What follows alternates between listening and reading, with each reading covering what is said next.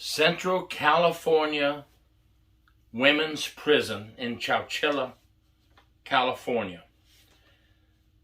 Correctional Officer Gregory Rodriguez. I'm keeping this paper in front of me because I want to get some of these things straight, and I have a statement from the warden I would like to read. He is accused of 22 allegations of sexual misconduct against female inmates that range from oral sex to groping to rape.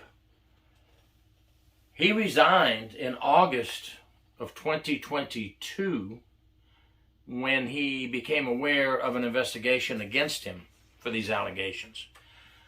I was there with some colleagues at this prison in the first week of September of 2022. However, myself and my colleagues were there to present classes and presentations to correctional officers on how to help their welfare, their well-being, their mental health, their physical health, and how to handle the stressors that the corrections job brings to officers. I also do classes on ethics and corruption, but I was not asked to do it that week. I was asked to do one on the well-being of correctional officers, which we all know is a necessary thing.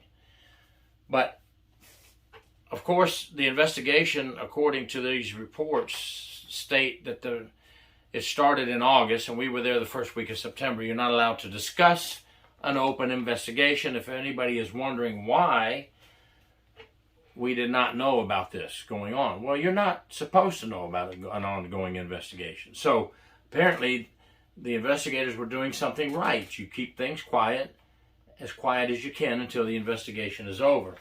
The warden at the women's prison, the largest women's prison in California, has sent the case to the state attorney's office, according to a report, and they're looking at prosecuting this officer criminally. Let me read his statement, and maybe it will help you understand a couple of things, because I know there's a lot of people right now, they always say, innocent till proven guilty. That is absolutely true, folks.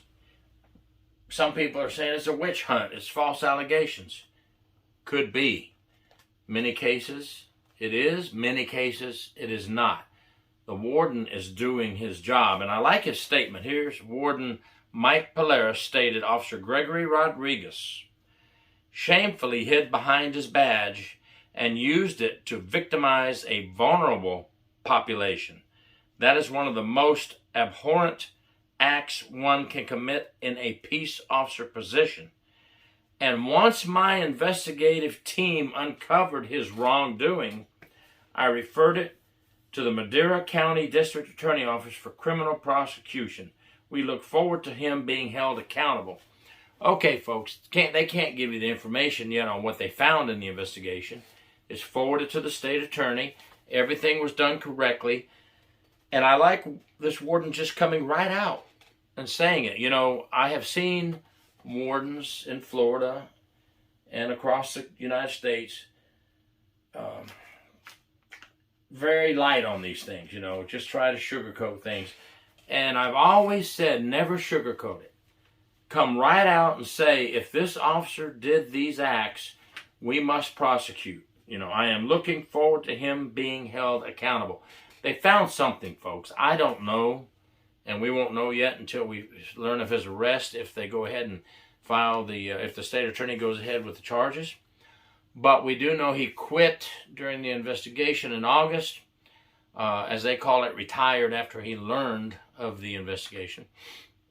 There's allegations from 22 different incidents. One is reported that he was groping. One's reported that he received oral sex. One is that he raped female inmates. One is that there is a code of silence within that prison. I don't know, but I'm going to tell you what I saw when I was at that prison. Okay? I met with a warden. My colleagues met with him. He seems very professional. He seems like he wants to do the right thing because he's having us come in there as a benefit to his correctional officers, okay, to give them presentations and pamphlets on health and well-being and how to stay physically fit and how to deal with stress. He also, on the other hand, let the other half of the group talk about how we can give inmates good programs to help them keep busy and not be involved in all these crazy things going on, okay? So that impressed me. And the next thing that I saw in the tour, and I believe my colleagues would agree, the prison was very clean. Everybody looked good in their uniforms. And everything was under control. Now, yes, I know we were visitors. If you've been in the business long enough, you know, everybody says, hey, every time visitors come, everything's perfect. You know, but it looked good. And I'm not trying to cover for anyone. I'm just telling you what I saw visually. I'm speaking for me, not any of the other colleagues that were with me. But, you know, how many prisons across the country have this going on, where there's a sexual relationship with an inmate? Excuse me? Whoever said that, you're correct. All of them. Every prison in our country. No, I wasn't there, but I would bet $100 have had this happen, because I know that when I worked in Florida as an investigator, just the 10 prisons we covered, every one of them had cases like that, and more than one. So, you know, the lawsuit is going to go after them strong. They don't do this. The agency is negligent. They're charging the agency, prison officials, for being negligent. They're charging the state of California Department of Corrections of being negligent. Hey, this happens in all these cases, folks. That's what these attorneys go for. Now, if this officer did this, he is a scumbag. He is a dirtbag. He is corrupt. And he needs to be charged, and he needs to go to prison for what he has done. Okay? But I don't see anyone hiding the fact. It was the warden that said his team went in and investigated. That's what it says here. And I believe that to be true. That's great. I love that. That's getting after it. Weed out those bad apples. But the prison has had past issues. This warden was not the warden, I don't believe, back in 2017. But there's been, 2018, an officer named Israel Trevino was fired for sexual misconduct on an inmate. He was responsible for taking the female inmates and escorting them to different locations, and the shower was one of them. And he was also alleged of oral sex, forced rape, etc. There was never, all criminal charges were dropped on him, but he was fired. And apparently between 2014 and 2018 at Central California Woman Prison, Chowchilla, California, 6 male officers were fired for sexual misconduct. Again, I've done many investigations at female prisons here in Florida, especially South Florida in Dade County. A lot of this stuff happened there as well. And I've done the male prisons where I've had female officers get involved with male inmates sexually. And I've done cases with male officers with male inmates, yes, having their relationships. Documented cases, I've done them all.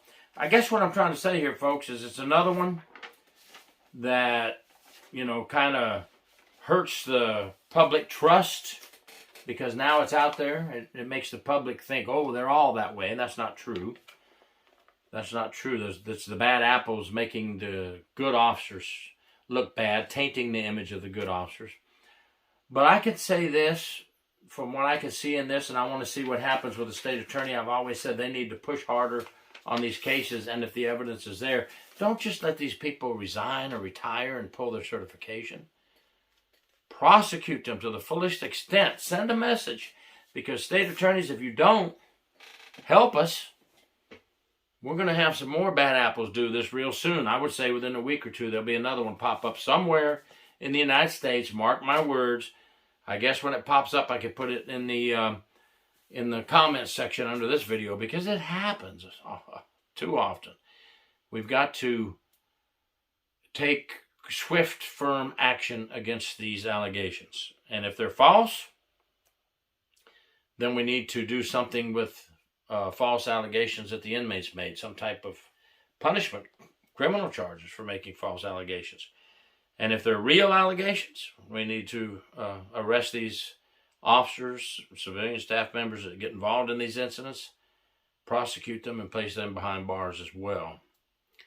Anyway, I have been out to that prison, and I think we're going to be there again one day in the near future. So let's see what happens. But I'm going to tell you, it's happened in every prison in the United States.